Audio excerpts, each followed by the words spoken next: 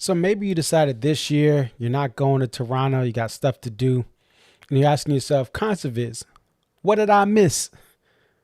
Arguably the best post-Roy show ever for D&B in Canada. We'll talk about it. D&B post-show stream starts now.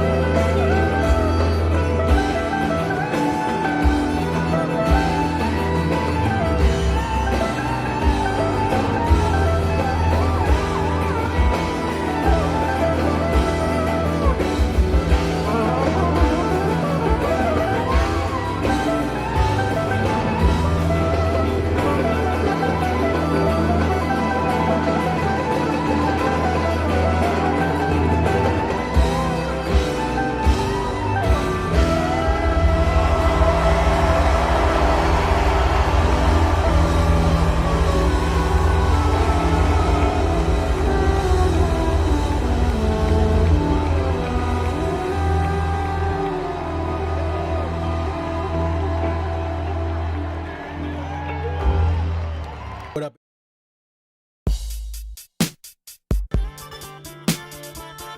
It's your boy Conserviz34 back at home. What up? What up? It's your boy Conserviz34. Yep, so your boy Conserviz34 coming to you here. What up? What up? It's your boy Conserviz34.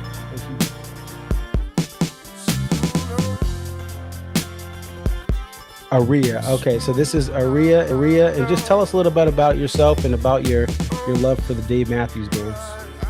I've been a fan of the band since April 28, 1998. And if you recognize the date, that's when Before These Crowded Streets was released. Alpine is definitely a better venue than Summerfest, but we'll take it. I think I've been going to shows for about 20-something years. I always tell people, like, compare DMB to now to when I first started. And I got started, in my opinion, I feel like I got started late. Like, I was at the very end of the band's prime.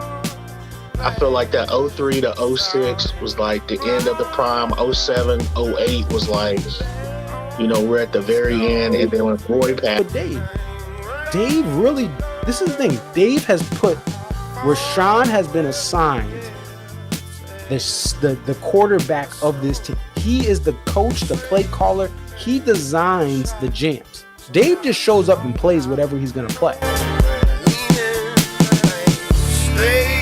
Toronto, what up?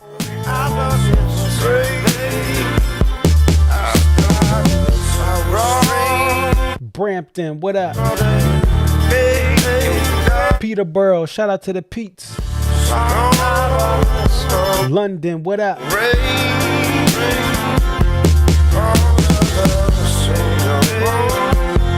GTA, stand up.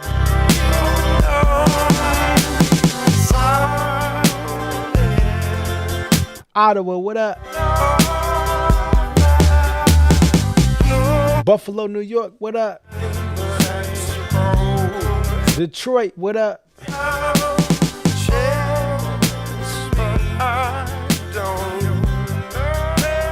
Sault Ste. Marie, what y'all doing down there?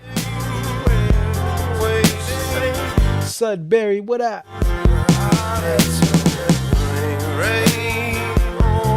Shout out to everyone on the 401. Y'all think they can add another lane to that?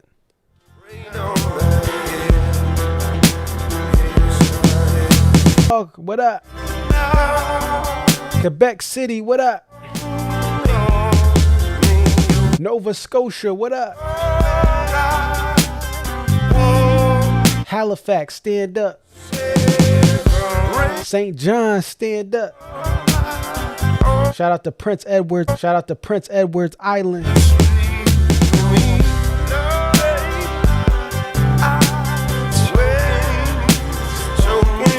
Winnipeg, what up? Calgary, what up? British Columbia, so beautiful.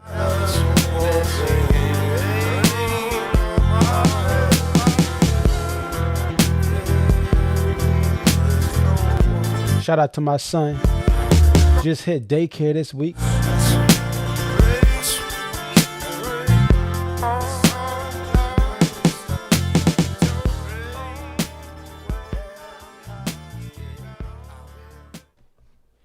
What up, what up? It's your boy Conserviz34.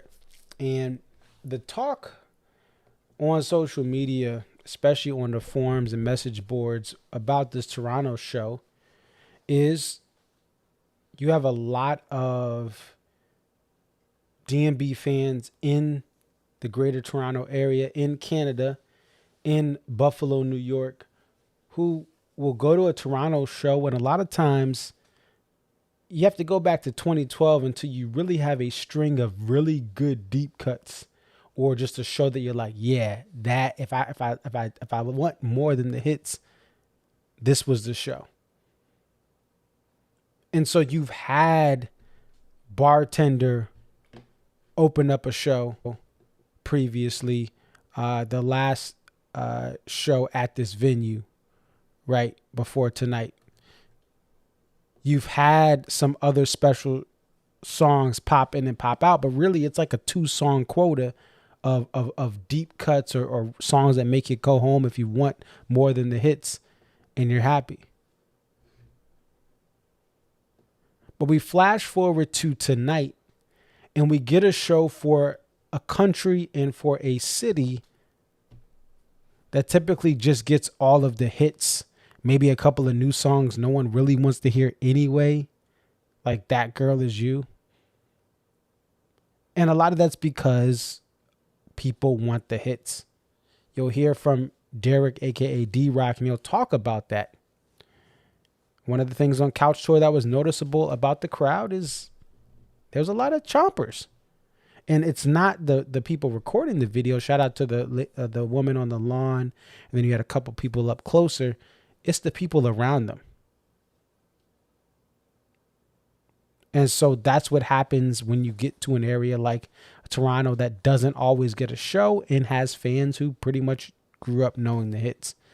They may not venture out outside of Canada to see D&B unless you're a hardcore fan. And those hardcore fans who sometimes will be at a Pine Knob tomorrow, maybe they hit up Alpine.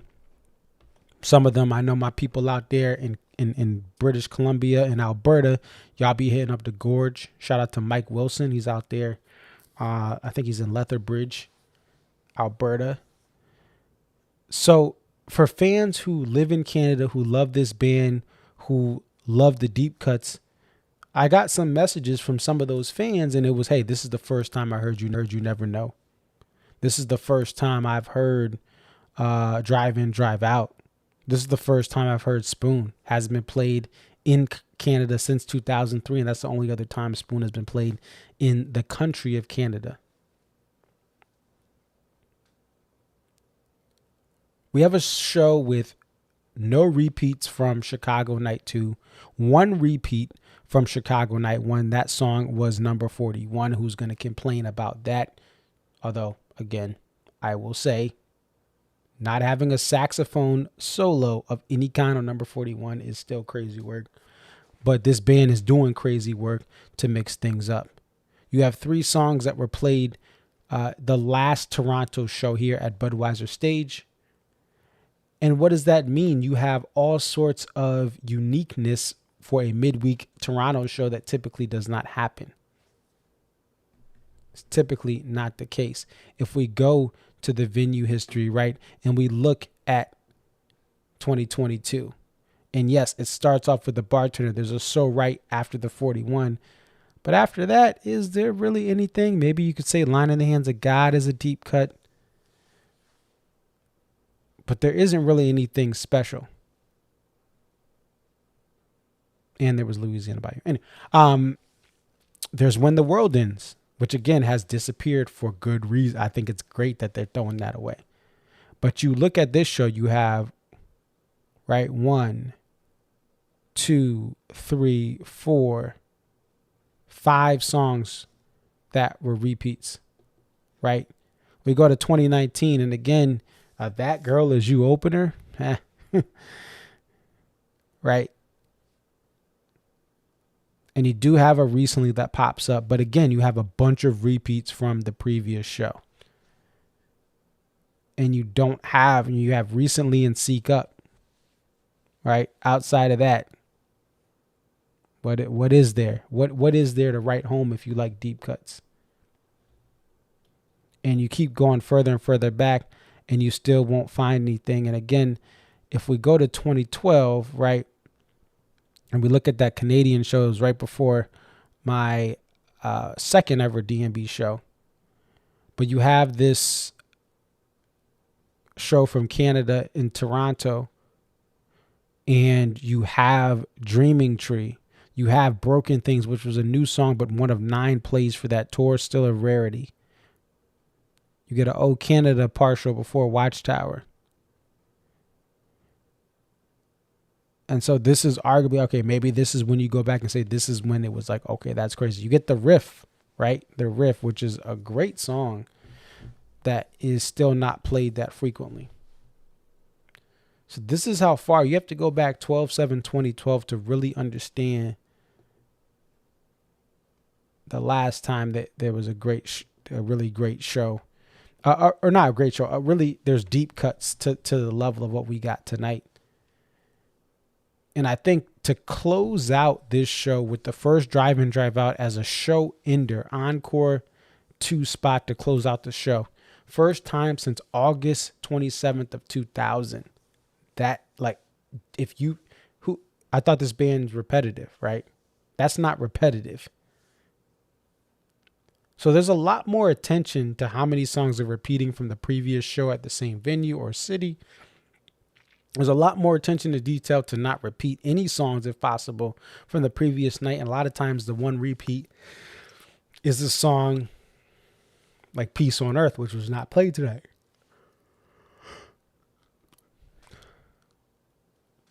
And you see, even going back to the Chicago run from the entire Chicago 2-night stand that's repeated. So yes, there was a gap. They took 4th of July off. But even so, if you decided to say, I'm going to that next show, in Toronto after the Chicago run. You got one song repeated. That's a whole new set list outside of one song from the previous two shows.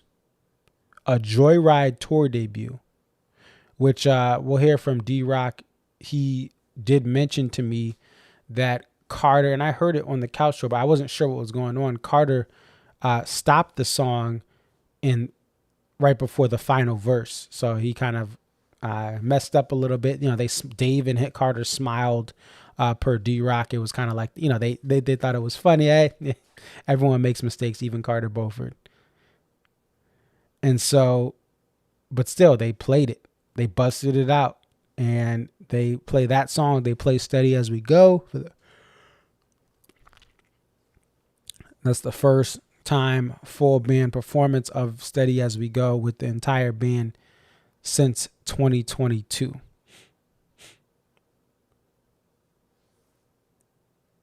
And so this is just a show where you get a lot of deep cuts for a crowd that, from all accounts, Let's Dance was one of the loudest moments of the night.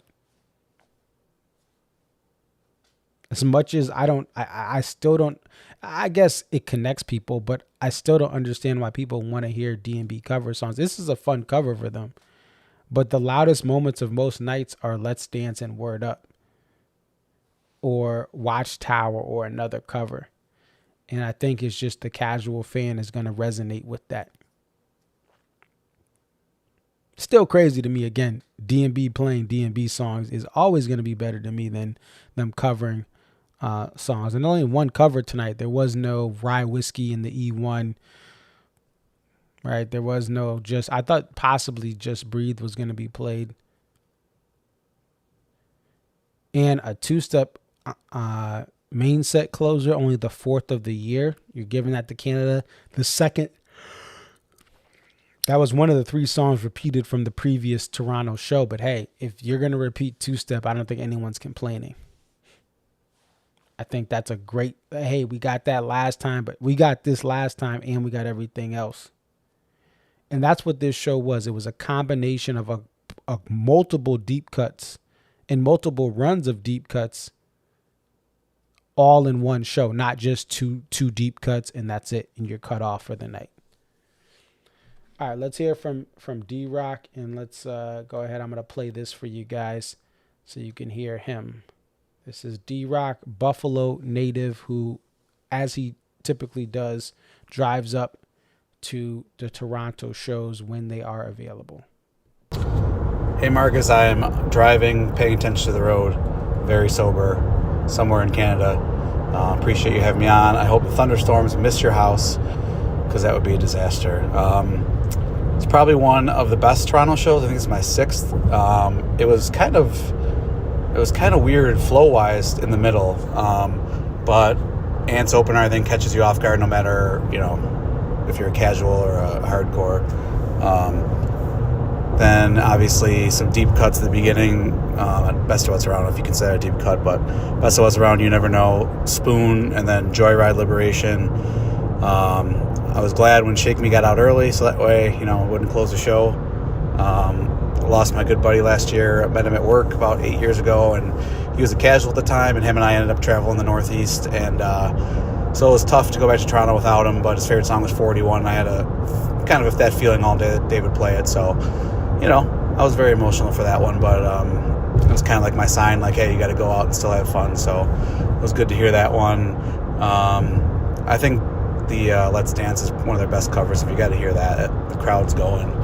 It's crazy. I know we always talk about the hardcores versus the casuals, but I mean, people were sitting down during You Never Know and Spoon, and then when Shake Me and Let's Dance are played, people shot up and started dancing. It's how it is, and that's what makes the fan base great, because you got people that want to hear Let's Dance and Shake Me, and you get hear people like me that want to hear Spoon and You Never Know. So, you know, the close to the ending was a little bit of a lull for me. But then, what would you say, two-step? I mean, Carter's outro on two-step was incredible. He really went after it hard. And him and Dave were joking, I think more so all night than usual. Carter did mess up on Joyride at the end. I've never seen Carter mess up at all that I've noticed before. So I guess, everybody's human. So got Singing from the Windows knocked off my list of haven't seen before, and then way to send people off. First time since 2000, I think 2000. The Almanac Nerd Check alert that's closed the show. So that was wild. The crowd, honestly, was very loud for Toronto too. Usually Toronto's more mellow, but I think kind of the Ants start got everyone going and kept people interested. So a couple of slow, tiny songs, as Dave would say, toward the middle and through the ending and everything. But overall, really good. That was loud. I saw a few tapers there.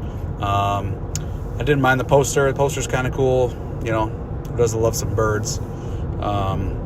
Canadian geese for all you out there.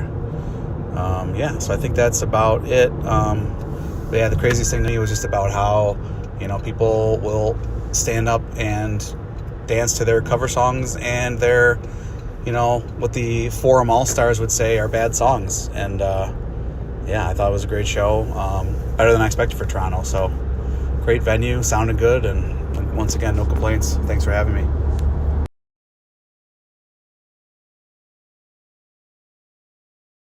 All right, so I want to thank D-Rock there for giving us perspective there. And yeah, the covers, that's just what it is, man. Like, people like the cover, but you know what too, it's not just the casual fan, it's fans who are long time. There's different levels and styles of diehard fans in this fan base, but there's people who have seen this band a bunch of times and they're like, hey, I want the band to cover this obscure song. And people are like, yeah, I want to hear that song. Like, they should cover this. And I'm like, that's just what some people want. It still blows my mind what the catalog this band has, with the year this band has had playing its catalog, and people still want some obscure cover that even the band has never done. They just have a song they like, and they're like, D&B should play it. And I'm like, that's a waste of their time. But I will say, Let's Dance, Word Up, as regardless of what you think of those songs, they are getting the loudest crowd roars. And what are you going to tell a band if that's what the loudest crowd roars? Hey, stop playing that song. And even so, while they play a cover, while they play a Shake Me, but a Shake Me is in the middle of the set, not closing out an encore, they're still giving a lot of deep cuts. If anything, what I credit the band is they played a set that some fans who are casual fans are like, or just want the hits, are like, man, why are they playing this You Never Know song? Why are they playing Spoon? And you heard the chatter on the couch tour. Again, not the fault of the recorders, but the people around them. Although it seems like these people on couch tour are guessing the songs wrong. It's like drive in, drive out. They're like, what did they say today? It's like, it's Dancing Nancy's. No, it's not. That's not Dancing Nancy's. Anyway, it is what it is. Everyone's learning. Everyone's at different levels of understanding the cues for this band. But like some of the recent couch tours, like, that's not the song. It's clearly Drive In, Drive Out, or it's clearly this song. Like, that's not even the right guitar. And they're like, yeah, it's Dream Girl. No, it's not. That's a baritone guitar, Dave. Let's look at the poster here. I'll pull this up. I thought the poster was mid. Kate Middleton. And it's Canadian geese. And so it's Joshua Noom. He has to always matte his posters with the color. And so I don't think it's the worst poster ever, but it's not anything to write home about. It's like passing in a paper that you know is going to get you a C to get by versus trying to get a B+. And so let me know in the comments or the chat or wherever if the poster did sell out or if you saw it. I doubt it. It's a Canadian show. And that's probably why they just went with this pick as well. I really hope that Canada does get like a solid poster at some point because again, the fans deserve it. But recently, some of them have been, they've been okay. So there you go. That's the poster. Joshua Noom. It's not a methane. It's not another methane, but it's still I know I know what to do for Canada, Canadian geese, right? So, all right. What else is going on? We have tomorrow. I'll be on for the Pine Knob show just outside of Detroit, Clarkston, Michigan. And this is a tour. Oh, here's the other thing. And shout out to Patty who messaged me and sent this to me. But let's go ahead and take a look. I have a graphic, a screenshot that Pat, let me just make sure I can pull this up, get it on the screen for you guys. Shout out to Parlay Pat 1 on X, who kind of was noticing the prices.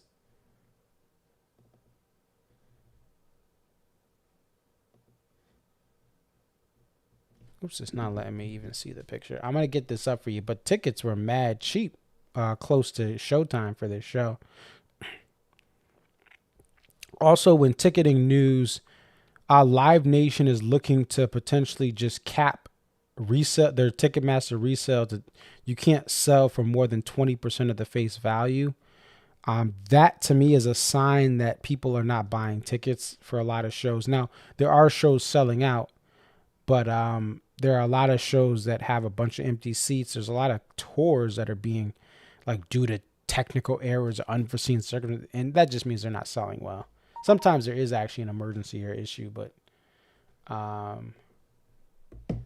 there we go. This is a bad screenshot, but right here, this was the secondary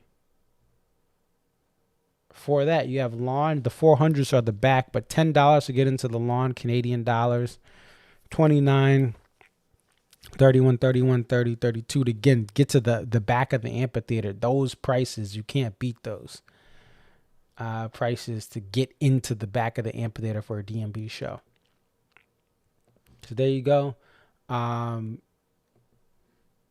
Great last minute deals. It pays to wait sometimes. Now tomorrow for DTE, there are some options on cash or trade, but it is a harder ticket to get. Someone was asking me, what should I do? Should I buy? They had to sell tickets. Their wife couldn't make the show, so they're just getting a single. And they said, should I buy now or wait? And it's, right now there's not a lot of inventory. Maybe some Ticketmaster drops will pop up in the next, in the morning. And then for those who don't know, it's common for, what happens is the band has allocated tickets for family, friends, media, people, they're allocated, certain tickets are held. And if people don't come or they don't all get used, those typically what you see popped up as what they call drops, day of event there. So if they don't have a lot of family or friends coming or local radio personality they know, then those tickets get released to the public for face value. Day of show, day before the show, just depends. And so that's where you get those drops. So maybe they will come tomorrow morning, but don't see a lot on there for Detroit. What else happened?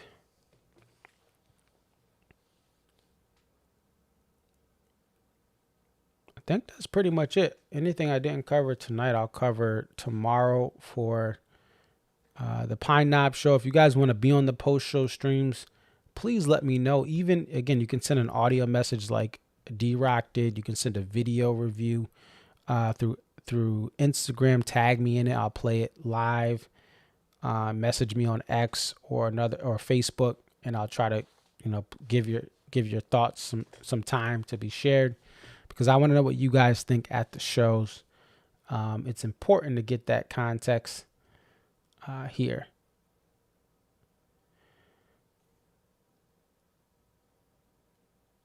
I see Marcus is on the chat. One thing, and here's what we can do. I'm gonna run through this real quick, and then we'll call it a show, because I do need to go to bed myself. one thing that he was asking, hey, how many songs per show? I'll have to look up later if I remember, Marcus, about the actual, what's the show with the most songs so far. But right now we're averaging 19.11 songs per show. And in some ways you could say, hey, it seems like there's a little bit less than normal. The last couple of years, maybe we're getting less songs per show. By the way, 107 different songs played. That includes segues. And I don't know if that's updated. I know sometimes it takes a second to update. But you have 19.11 right here. If you guys look, I'll zoom in a little more. Right. So we have 19.11 average songs per show. If we go to 2024 summer, so we're just going to look at the summer tour. Right. It's 19.41 last summer. If we go to 2023, you're going to see 20.11. So it's only about one less song per show from going back to 2023. Now, you go back to 2022, and it's 20.3 there. So, a little bit more, but not much. And then we're going to go to 2021 summer fall. You get 20.2. 2019 summer, we get 20.1. And then we go to 2018 summer. It's 20.0 even. Now, 2016, you're 19.15. So really, if you look at that, it went up a little bit from 2016 to 2018, and then 2019 as well. Now, 15 and we're going to skip 15 and 14 because those were the two sets. So you did get more songs, but it wasn't by much more. Maybe like one other, like 23 songs a night or so ish. But if we go back to 2013, the summer tour, you get 20.9. To me, though, I don't care about the amount of songs they play. And I don't obviously if they play 30 minutes, that's not, is it worth it? But I don't mind if a show is just 2 hours. If you play the best songs and you omit some of the longer form songs that don't need to be that long, Crush, right? If you don't play a 16-minute Crush, okay, cut the show by 16 minutes. We don't need now again, there's going to be hardcore, there's going to be casual fans who want Crush. Even hardcore fans who want Crush. I don't need a 16-minute Crush. No, thank you. But I'd rather have the best songs. And you go to 2012, 19.21. Now let's go all the way back. And this is where, going back to 2000, arguably one of the best tours, summer 2000, right? You have 16.42 songs. Let's zoom into that. Guys, 56 different songs played.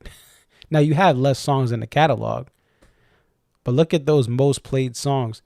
To me, when you play good songs and you have a set list, now that's subjective, but if you play songs that are beloved in the fan base and you play those songs more and you have better overall sets by trying to balance out, as they're doing now, having some of the stuff for the radio fans and then having a lot more stuff for a Toronto market than they typically have for deep cuts.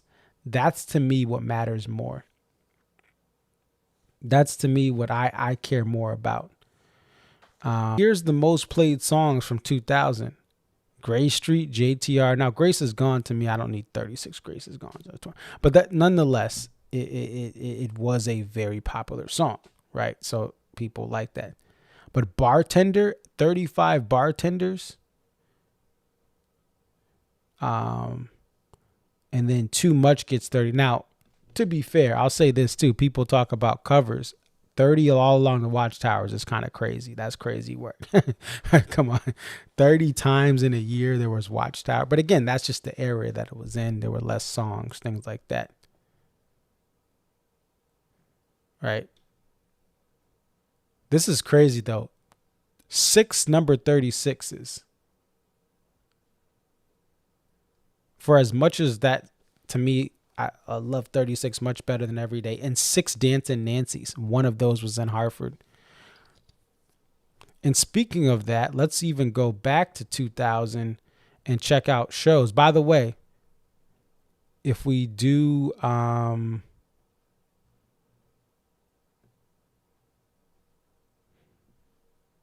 if we go even to these Hartford shows, this is also a run of shows. This Hartford to SPAC was a back-to-back live tracks releases from back-to-back shows. But this show is 2 hours and 12 minutes.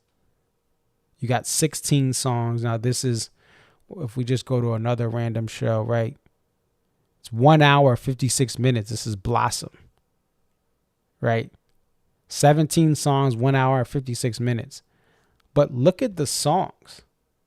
One Sweet World with the instrumental intro. What would you say? Rhyme and Reason, Satellite, 41, Busted Stuff, Bartender, Crash Into Me, Gray Street, Watchtower, Mid-Set, Grace Is Gone, JTR, Lie in Our Graves, So Much Bridge, Too Much, Ditch, PMP, Rapunzel. So there's a lot of good songs back there. A lot of, just to me, overall songs that are going to hit more of the fan base. Better songs. So that's what you got back then, even though they only played for just under 2 hours. So as much as people are like, oh, they may be playing less and we're getting less music. Well, in the prime of their band, we could even go to 2004. The band was not playing. Now, an Alpine show may be longer than our own, but even this Alpine show is 2 hours and 16 minutes. So that's an Alpine. There's no curfew, none of that stuff. And you get now there's 19 songs, a little bit more. But it's 2 hours and 16 minutes. So I don't care about how long. I'd rather have quality over quantity. They don't need to play for 3 hours of song time. This is 2 hours, 2 and change. I don't care about that. I'd rather have the quality. Like this show, let's say they added a Crush. Now, again, some people may like that. Let's say they added an Every Day. Now, that's not as long. That's just, it's nowadays under 10 minutes. But even so, do you need another long form song that's not going to be a Lie in Our Graves? I don't need it. I could walk away from this show and be happy. Drive in, drive out, I'm leaving. I don't need another song. I got two-step, Drive in, drive out, Spoon, Joyride. So the whole idea is, some people, oh, they're not playing as long, or beginning of the year, and this happened in the last 2 years. Oh, they have shorter sets. I don't care. The sets have been better, and it's been quality over some of the meh that we've gotten when you have When the World Ends being played 50 million times. When you have by now Bayou plaguing sets. Again, some people like that. I don't. And I thought for sure Crash Into Me was going to be played tonight. It wasn't. They really dug deep to give Toronto a unique show. Another news note was Pearl Jam drummer Matt Cameron. Part of he's gonna stepping away from Pearl Jam for good, and so a lot. He says this is what he said to a couple of days ago. This is a crazy year for drummer firings, retiring, stepping down. He says, after 27 fantastic years, I have taken my final steps down the drum riser for the mighty Pearl Jam. Much love and respect to Jeff, Ed, Mike, and Stone for inviting me into the band in 1998. And for giving me the opportunity of a lifetime, one filled with friendships, artistry, challenges, laughter. I'm forever grateful to the crew, staff, and fans the world over. It's been an incredible journey, more to follow. Thank you all from the bottom of my heart. So that's a huge loss for Pearl Jam. Stefan did actually tweet about this. Stefan had a lot of just, he had two different tweets this week. Where one was about the Ozzy Osbourne, so we'll get to Stefan, and kind of the impact that. Let's see if we can find it.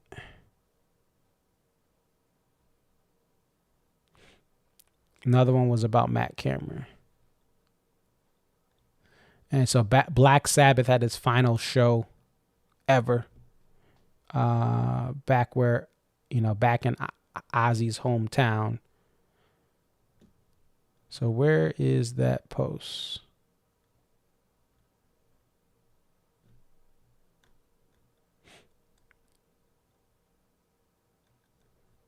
Let's see if I can find it.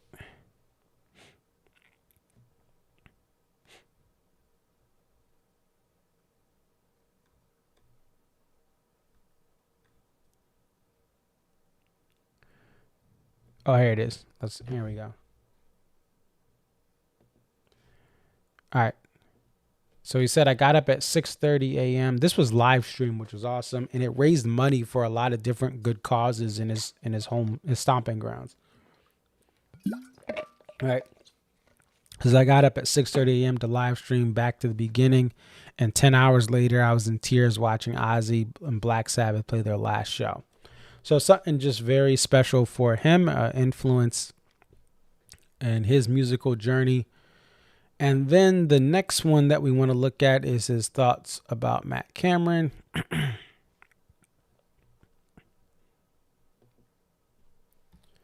And obviously we know members of Pearl Jam and DMB, they come from a similar era.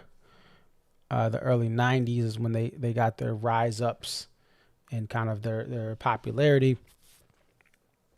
DMB more like mid 90s, but still DMB was on the rise. But Stefan says, I love this talk about Matt Cameron. I love his drumming and wish him and my friends at Pearl Jam all the best. I'm sure this was not an easy decision to make or for the band to hear, right? And Pearl Jam is a band that doesn't tour every year per se. The last couple years they've had more shows than they typically have in this post-pandemic era, and really just even a little before the pandemic, not a lot of touring. And so maybe this is one of the reasons. Maybe there's other reasons as well. Eddie's voice sometimes cannot, get stuck or have, not be well enough to sing. And so for Pearl Jam, this is where they're at. Every band, their lifespan, the amount of touring they do varies. And now people are like, hey, the next logical thing is what's going to happen to Carter? Like, what's going to happen to Carter? How many more years? Honestly, the best thing, my mindset is this. I'm going to appreciate every show I go to and enjoy his drumming. We can worry, but worrying is not going to get us anywhere. We just need to enjoy. For all the band members, we don't know how many more years, and we hope there are many more years. But all we can do is enjoy what we have. And really, this is the beauty of being a DMB fan. You have a tour every year. They were just talking about Oasis. Oh, Oasis is the greatest band, rock band, and all this. And I think that's cap. But they're good, right? They have a huge following in the UK. I don't think they're the best of all time. Like, yeah, these Oasis fans need to go back in hiding. Like, I kind of hope and listen, I love some of their hits, right? Champagne Supernova. I used to fall asleep to that song in a good way, right? It used to relax me and get me to sleep.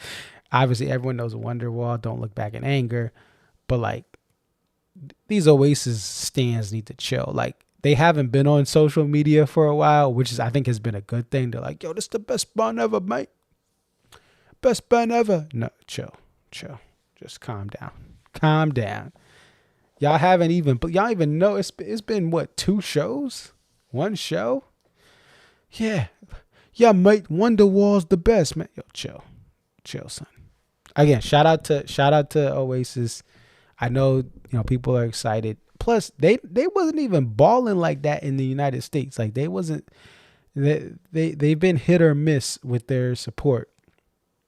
Anyway, the point is, like, for Oasis fans, they haven't toured in a while. And even so, like, the odds of you seeing them in America or other countries, it varies on the tours they were doing back in the day. And so DMB tours every year.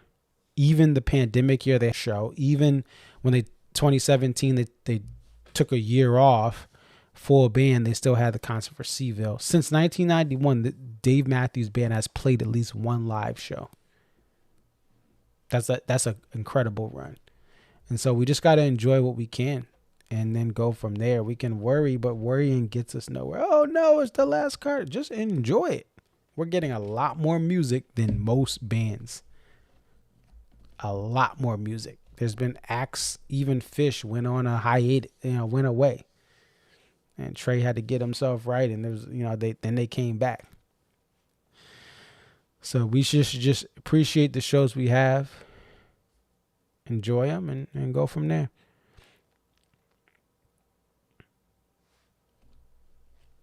All right, so we're going to close out with a little bit of the Dreaming Tree from Chicago. And if you have not heard, over the weekend, there was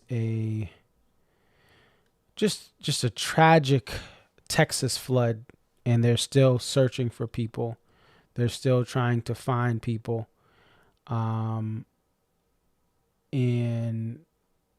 it's heartbreaking, young ladies at a summer camp being swept away, and other family and other people in these areas that got a 100-year flood.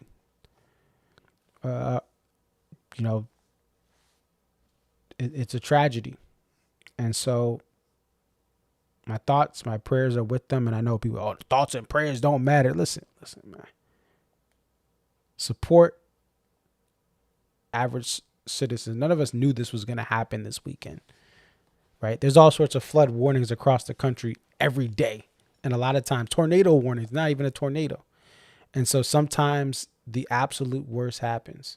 But after that, supporting, fundraising, but also sending our best, sending hope, sending love. That stuff does make a difference. If it didn't, then why would we be in this DMB community where we send our best to people, we send our love to people, and it actually does help them through fighting cancer, through loss of loved ones. We just had a member of this DMB community also be lost. And let me just make sure I get this right, because I want to just say rest in peace.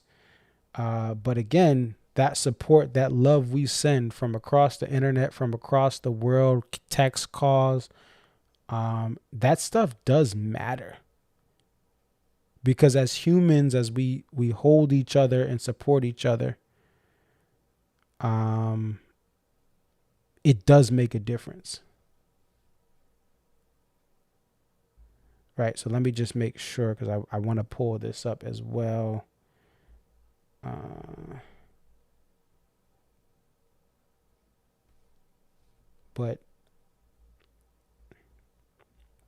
So this is for Daniel Bower, and I'm sorry if I'm pronouncing that wrong, but from all accounts of people across the DMB community, he was a great man. He leaves behind his wife, and I'm sure other family members. So my condolences to his family.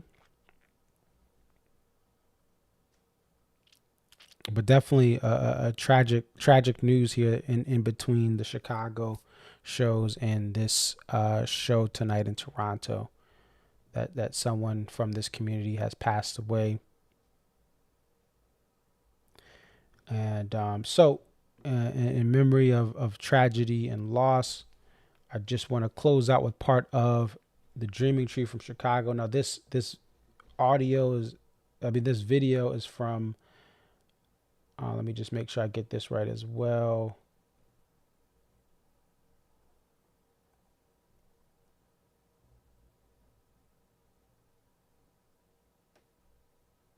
Fuego Films on YouTube. But I was helping him get this synced up to SiriusXM audio.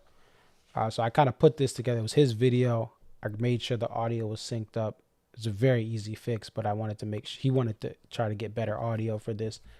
And so I was glad I was able to help him out. So this is Dreaming Tree, just a portion. I'll play the end of it. But there's so many things going on in this world, and when we support each other, when we love each other, when we just give someone a phone call, when we pray for somebody, call someone and pray for them, that does matter. I don't believe in that thoughts and prayers don't work. Man, a phone call could save someone's life. So a phone call could lift someone's spirit. So it's your boy Conserviz 34. I'll see you guys, well, tomorrow or later today, whatever you call it. Peace.